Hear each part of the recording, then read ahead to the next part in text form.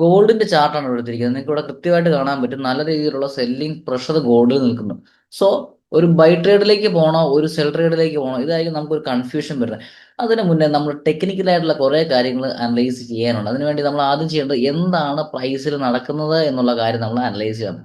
So നമുക്ക് ഈ ഒരു ലെവലിൽ നമുക്ക് കൃത്യമായിട്ടൊരു ഡിമാൻഡ് ഏരിയ നിലനിൽക്കുന്നതായിട്ട് നമുക്ക് കാണാനായിട്ട് പറ്റും. ഒരു ഡിമാൻഡ് ഏരിയ പ്രൈസിൽ നിലനിൽക്കുന്നുണ്ട്. സോ അവിടെ നമുക്കൊരു പ്രശ്നം എന്ന് പറയുന്നത് എന്താണ്, പ്രൈസ് ഇങ്ങനെ സെല്ല് ചെയ്ത് വരുന്നത് ഒരു ഡിമാൻഡ് ഏരിയയിലേക്കാണ് പ്രൈസ് ഇറങ്ങി വരുന്നത്. സോ നമുക്കിവിടെ ഡിമാൻഡ് ഏരിയയിൽ വന്നു കഴിഞ്ഞാൽ ബൈ ചെയ്യുക എന്നുള്ള ഒരു കോൺസെപ്റ്റിൽ വേണം നമ്മൾ ട്രേഡുകൾ പ്ലാൻ ചെയ്യാനായിട്ട്. നമുക്കിവിടെ ഒരു ട്രെൻഡ് ലൈൻ കൂടെ പ്ലോട്ട് ചെയ്യുമ്പോൾ നമുക്കിവിടെ കൃത്യമായിട്ടൊരു ട്രെൻഡ് ലൈൻ ഇവിടെ പ്ലോട്ട് ചെയ്യാനായിട്ട് സാധിക്കുന്നുണ്ട്. ഞാനിവിടെ ട്രെൻഡ് ലൈന് കൃത്യമായിട്ട് പ്ലോട്ട് ചെയ്ത് കാണിക്കാം. Okay, very good. Okay, trend line എടുത്തു.